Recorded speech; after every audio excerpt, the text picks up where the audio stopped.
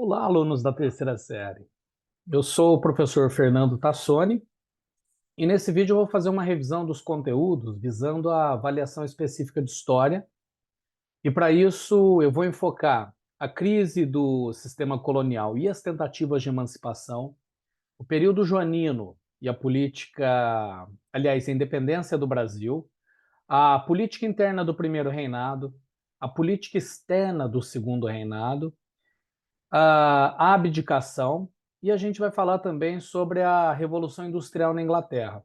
Pessoal, esses tópicos, eles correspondem aos módulos 21, 24, 25 e 26 da frente 1 e ao módulo 11 da frente 2, todos do caderno laranja do segundo bimestre. Bom, vamos iniciar então falando sobre a Inconfidência Mineira. A Inconfidência Mineira, também é conhecida como Conjuração Mineira, foi um movimento separatista que ocorreu na capitania de Minas Gerais em 1789. O objetivo principal desse movimento era estabelecer uma república independente, além de abolir as dívidas com a Fazenda Real e até criar uma universidade. As causas desse movimento, pessoal, incluíam, por exemplo, a queda na produção de ouro, a cobrança abusiva dos impostos pela coroa portuguesa, né, especialmente a derrama, e o descontentamento com a Alvará de 1785, que proibia a existência de manufaturas locais. Então, bastante influenciados pelas ideias do iluminismo e pela independência dos Estados Unidos, os inconfidentes planejavam romper com Portugal para adotar um regime republicano, cuja capital seria em São João del Rei. Entre outras propostas, eles queriam criar indústrias, fundar uma universidade em Vila Rica, seria Ouro Preto hoje, né? Acabar com o monopólio comercial português e instituir parlamentos locais. Inclusive, a bandeira do movimento trazia aquela frase em latim, né, libertas quae será também, que significa liberdade ainda que tardia, e que mais tarde inspirou a criação da atual bandeira do estado de Minas Gerais, né? Agora, esse movimento foi descoberto antes que eles conseguissem executá-lo, né, devido a uma delação que acabou resultando na prisão e na condenação dos seus líderes, incluindo a figura emblemática de Tiradentes. Então, embora esse movimento não tenha sido bem sucedido, a Inconfidência Mineira deixou um legado muito importante, porque ela simbolizou o desejo de liberdade e autonomia que, eventualmente, conduziria à independência do Brasil. Bom, sobre a derrama. A derrama, pessoal, foi um dispositivo fiscal criado durante o período do Brasil Colônia, com o objetivo de cobrar todos os impostos atrasados de uma vez só. Então, no final do século XVII, a economia da então colônia portuguesa entrou em declínio, entrou em crise, devido à decadência da cana-de-açúcar, que era responsável pelo enriquecimento da coroa portuguesa, e os colonos buscaram alternativas para sustentar a economia. Então, eles encontraram jazidas de pedras preciosas em Minas Gerais, e metais também, né? Em Goiás, no Mato Grosso, e a descoberta dessas jazidas, então, iniciou o que a gente chama de ciclo do ouro. Vamos falar um pouquinho sobre a exploração das minas. A exploração intensa das minas de diamante, de ouro, de prata, sustentou por um período de tempo a economia do Brasil e também de Portugal. A coroa portuguesa controlava a mineração e controlava também o transporte dos materiais. Então, foram criadas rotas oficiais conhecidas como estradas reais, para além de facilitar o transporte, fiscalizar e controlar a circulação de pedras preciosas. Ah, Nesse período também, a coroa ela incide sobre a produção aurífera inúmeros impostos, né? Tais quais o quinto real, né? Era um imposto equivalente a 20% da produção de ouro, né? Então, os proprietários das minas, eles acumularam uma série de dívidas com a coroa devido ao imposto referente à extração dos metais, né, o quinto, e quando o total dos impostos arrecadados não atingiu o limite mínimo de 100 arrobas anuais, ou de 1.500 quilos, era determinada a derrama. E o que era a derrama? Bom, em 1788, o então governador de Minas Gerais, o Visconde de Barbacena, decidiu cobrar todos os impostos atrasados de uma vez só. Então a derrama consistia em confiscar todos os bens dos devedores, como propriedades, imóveis, joias, visando obter a quantia referente aos impostos atrasados. Essa medida abusiva, né, gerou revolta contra o domínio português, que eclodiu no movimento conhecido como Conjuração Mineira, Inconfidência Mineira, etc. Então essa derrama foi um dos fatores que motivaram a Inconfidência Mineira, né? Um movimento que tinha ali um caráter separatista, que ocorreu em 1789, onde os inconfidentes almejavam romper com Portugal, criar uma república independente e abolir as dívidas com a Fazenda Real. Então a derrama, ela representa um momento crucial na história do Brasil, momento marcado por tensões entre a metrópole e a colônia e também pelo desejo de liberdade e de autonomia por parte dos inconfidentes, óbvio. Vamos falar um pouquinho também agora sobre um outro movimento que ocorreu no período, que foi a chamada Conjuração Baiana. A Conjuração Baiana, que também é conhecida como Revolta dos Alfaiates, foi um movimento político popular, sobretudo popular, mas também político, lógico, ocorrido em Salvador, Bahia, no ano de 1798. Quais eram os objetivos da Conjuração Baiana? Esse movimento ele tinha como metas principais a separação da Bahia de Portugal, a abolição da escravatura e também atender às reivindicações das camadas mais pobres da população. Essa revolta ela foi composta majoritariamente por escravizados, né, também por negros livres, por brancos pobres e mestiços, que exerciam diversas profissões como sapateiros, pedreiros, etc., né? A Conjuração Baiana, ela sofreu bastante influência da Revolução Francesa e também da Revolução Haitiana, o que refletiu esse desejo por liberdade, por igualdade, né? Só que esse movimento ele foi fortemente reprimido pelas autoridades coloniais. Seus membros foram presos e, em 1799, os líderes revoltosos foram condenados à morte ou condenados à pena de degredo, né? Foram expulsos do Brasil.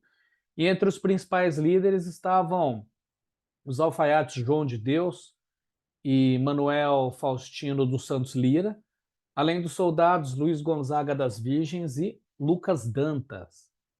A maçonaria também teve uma influência muito forte sobre a conjuração, né? Então esse também é um movimento bastante importante, é um marco na história do Brasil, lembrando que entre as punições impingidas sobre as lideranças, só os mais humildes foram executados, né? Os intelectuais e os profissionais liberais foram absolvidos. Bom,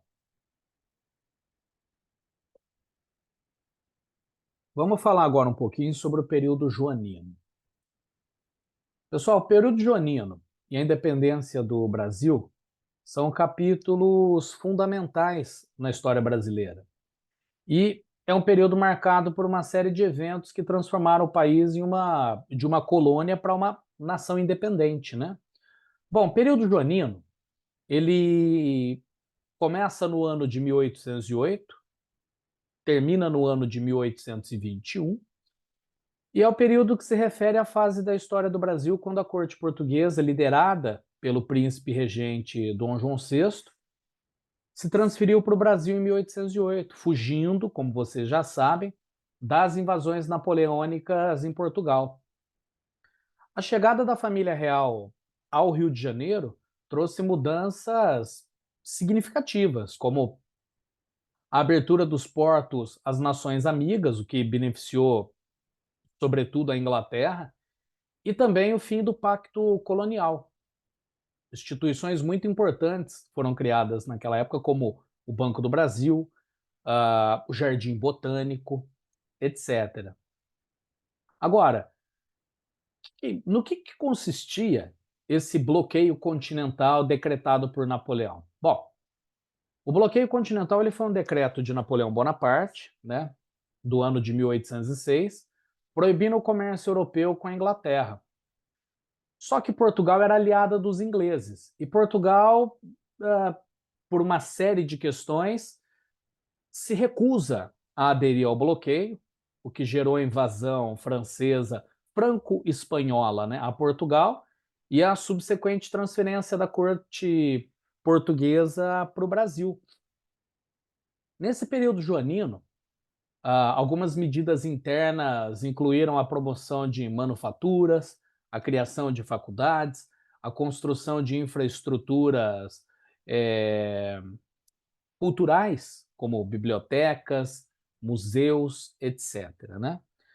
Sobre a política externa, pessoal, a política externa do Brasil nesse período ela envolveu conflitos militares, como a conquista da Guiana Francesa em 1809, como maneira de retaliar Napoleão pela invasão a Portugal, e também uma série de intervenções no território do atual Uruguai, Cisplatina, né? Ocorreu também a elevação do Brasil a Reino Unido, né? Em 1815 o Brasil foi elevado à condição de Reino Unido a Portugal e Algarves, o que, de certo modo não, o que representou um aumento de status e autonomia para a colônia. Em 1820, contudo, ocorre a chamada Revolução Liberal do Porto. A Revolução Liberal do Porto ela é um movimento político-militar ocorrido em Portugal, onde os portugueses exigiam o retorno de Dom João VI, eles exigiam a restauração do Brasil como colônia portuguesa e a formação de uma monarquia constitucional. A Revolução Liberal do Porto, pessoal, ela foi um catalisador para a independência do Brasil, porque ela pressionava pela recolonização do país, né? De certo modo, a independência do Brasil ela é uma consequência, né? Acelerada da, uh, uh, da Revolução Liberal do Porto, me desculpem. Bom, vamos falar um pouquinho sobre o processo de independência. A independência do Brasil, como vocês sabem, ela foi proclamada por Dom Pedro I no dia 7 de setembro de 1822, depois de uma série de eventos políticos e das pressões das cortes portuguesas para recolonizar o Brasil e revogar as medidas autônomas estabelecidas durante o período joanino. O reconhecimento português à independência do Brasil ele veio só em 1825. Esses eventos, de certo modo, eles refletem a complexidade e a importância do período joanino e do processo de independência na própria formação do Brasil como nação soberana, né?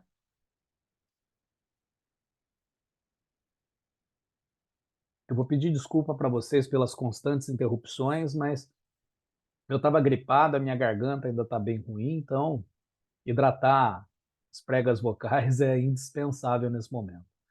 Pessoal, vamos falar um pouquinho então sobre a política interna do primeiro reinado. O primeiro reinado no Brasil, ou seja, o período em que Dom Pedro I governou o país, foi marcado por uma série de desafios, por muitos conflitos internos e, de certo modo, moldaram a nação brasileira, né? Bom, entre 7 de setembro de 1822 e 7 de abril de 1831, o Brasil passou por um processo de reconstrução da sua base enquanto Estado e nação, logo após a independência de Portugal. A política interna nesse período ela foi caracterizada pela tensão entre a elite agrária e o imperador, além de inúmeros conflitos regionais extremamente significativos, Um dos principais eventos foi a chamada Confederação do Equador, que nada mais era do que uma reação das províncias do Nordeste contra o centralismo de Dom Pedro I, encarnado, vamos dizer assim, no poder moderador, e que foi estabelecido, né, na Constituição de 1824.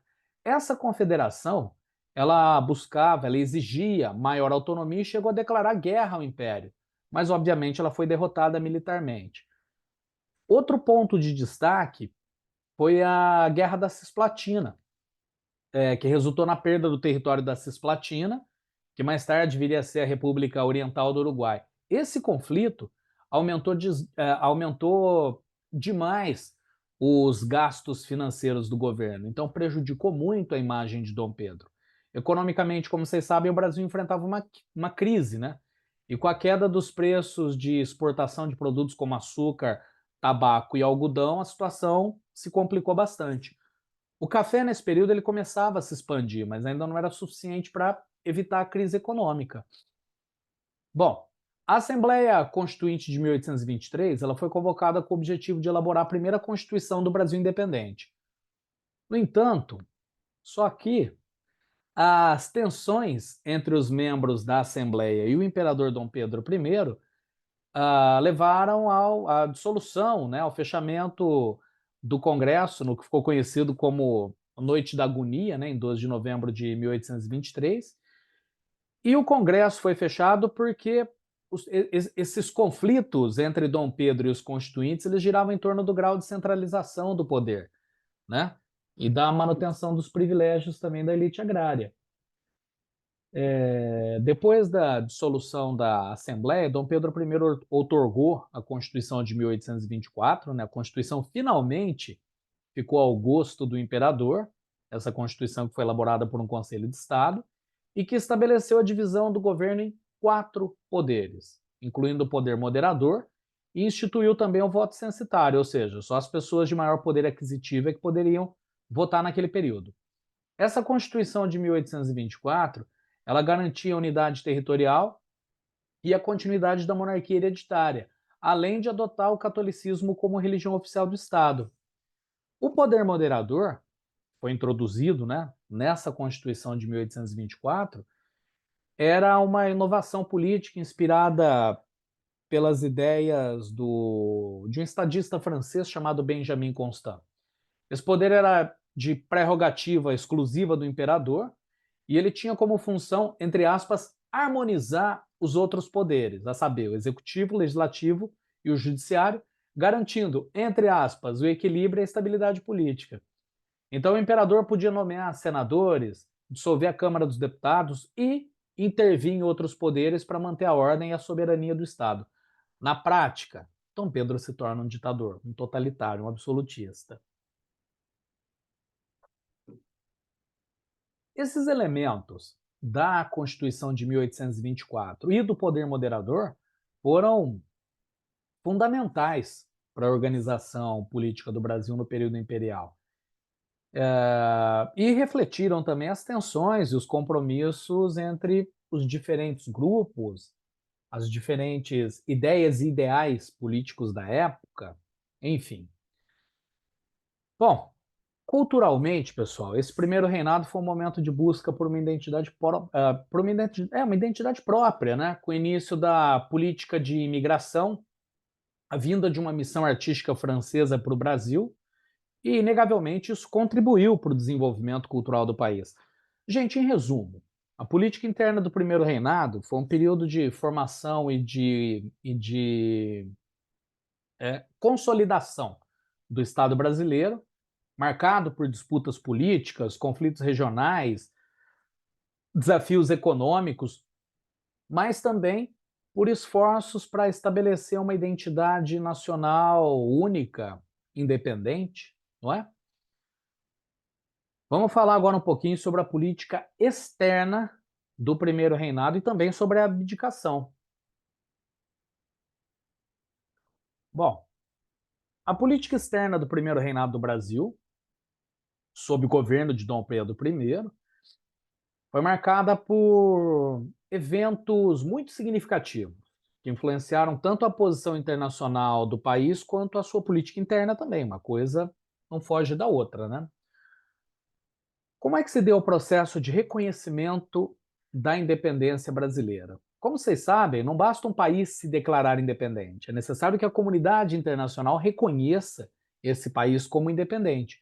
Então, um dos primeiros desafios foi obter o reconhecimento internacional da independência do Brasil. Foi proclamado em 1822. Esse processo ele foi lento, ele foi gradual, ele foi difícil, né? Com algumas nações europeias e os Estados Unidos reconhecendo a soberania brasileira ao longo dos anos. Nesse período também ocorre, como a gente já tinha citado anteriormente, a Guerra da Cisplatina, né? E a Guerra da Cisplatina foi um dos conflitos mais notáveis, né? É um conflito que envolveu o Brasil e as Províncias Unidas do Rio da Prata, atual Argentina, pela posse da província Cisplatina, o atual Uruguai. Esse conflito ele foi concluído com a independência do Uruguai e, inegavelmente, representou uma derrota militar, territorial também, porque a Cisplatina se separa do Brasil e mais tarde se torna um país independente, a República Oriental do Uruguai, e obviamente teve um impacto significativo nas finanças do país, porque como vocês sabem, guerra custa caro, não é? Como é que se dá a sucessão dinástica em Portugal, pessoal? Dom João VI, pai de Dom Pedro I, ele morre em 1826, né? E a morte de Dom João VI, ela provoca uma crise de sucessão em Portugal que também afetou a política externa brasileira. Afinal de contas, Dom Pedro I era herdeiro do trono português. Essa situação, ela acabou criando um dilema entre as responsabilidades de Dom Pedro como imperador do Brasil e as expectativas sobre ele em Portugal, né? A abdicação de Dom Pedro I, ela ocorreu no dia 7 de abril de 1831 e foi resultado dessa série de crises políticas e militares, incluindo a pressão da oposição liberal, o desgaste do exército liberal, a crise financeira. Essa abdicação ela foi um ato voluntário, entre aspas, em favor do seu filho. Aliás, Dom Pedro foi extremamente pressionado para isso, né? Ele abdica, então, em favor do seu filho Pedro de Alcântara, né? E essa abdicação marca o fim do primeiro reinado e o início do período regencial no Brasil. Esses eventos, como vocês sabem, eles refletem toda a complexidade da política externa durante o segundo reinado, né? Porque essa política externa ela teve que navegar entre as aspirações de uma nação recém-independente e as realidades de um mundo que ainda era dominado pelas antigas monarquias e também pelos grandes impérios. Para a gente concluir, vamos sair agora da história do Brasil e vamos tratar um pouquinho sobre a Revolução Industrial na Inglaterra.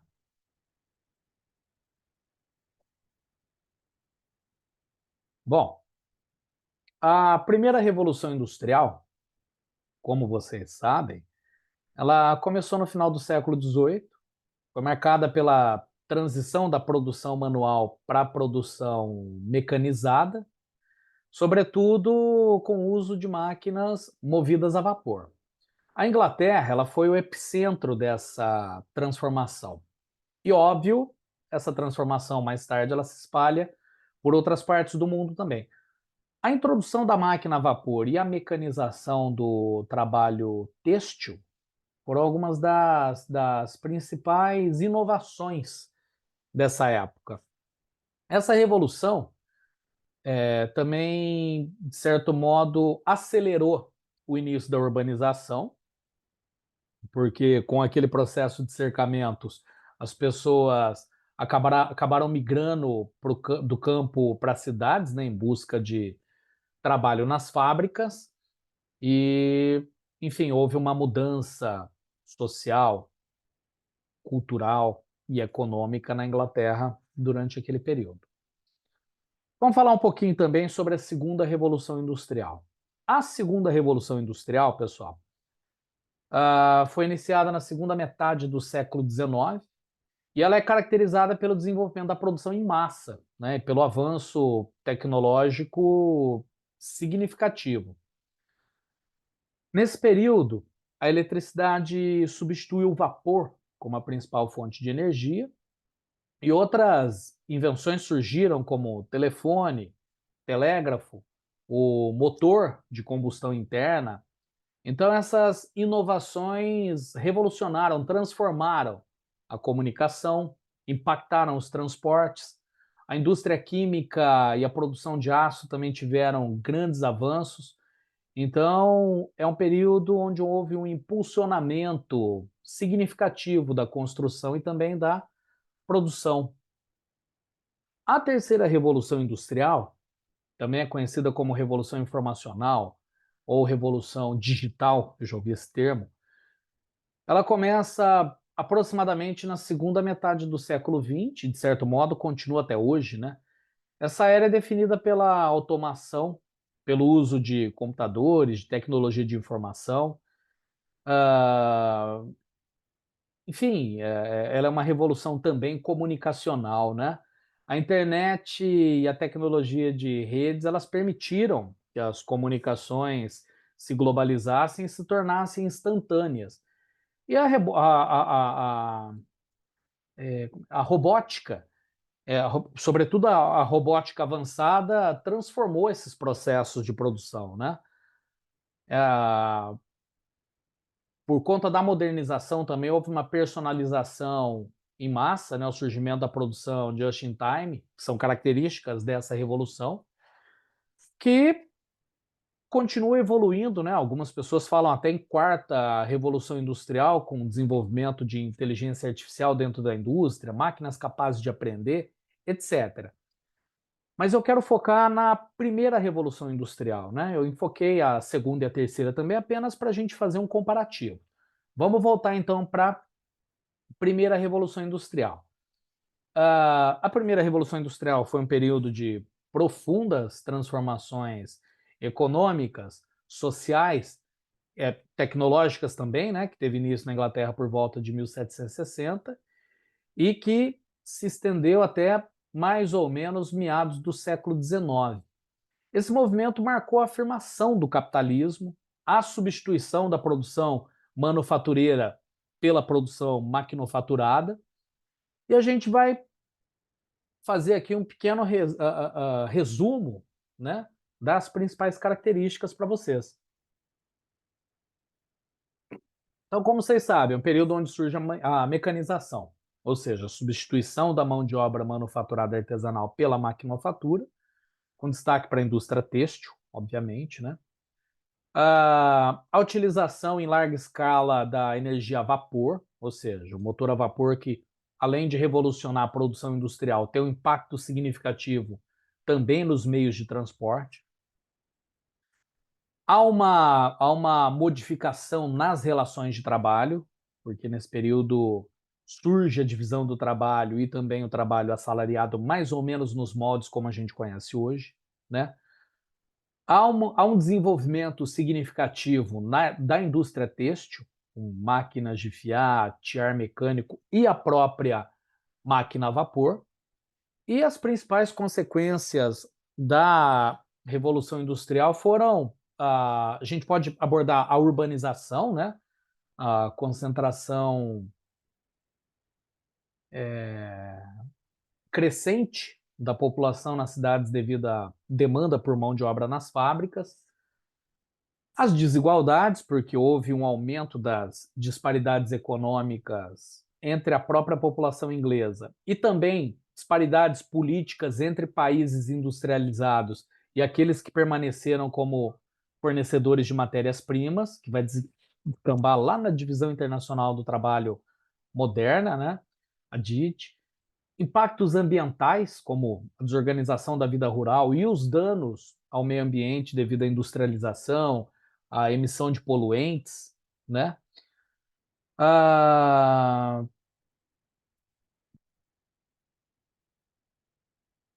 bom, eu acho que era isso, pessoal. Esse período ele é um período ah, fundamentalmente marcado pelo desenvolvimento. Ah, pera lá, acho que na apostila ela fala também sobre a segunda e a terceira, né? Vamos dar um resuminho aqui então, pessoal. Segunda Revolução Industrial. Me desculpem a confusão, tá? Eu estou relembrando os tópicos, enfim. Ah, a segunda Revolução Industrial ela é marcada pelo uso de novos materiais, né? A transição do ferro e do carvão para o aço e a utilização de energia elétrica e petróleo. Inúmeras inovações tecnológicas, como o desenvolvimento da indústria elétrica e química, inovações como a modernização do automóvel e do telefone, organização da produção, né? É quando a introdução do Taylorismo, do Fordismo, ou seja, processos que racionalizaram, organizaram a produção industrial.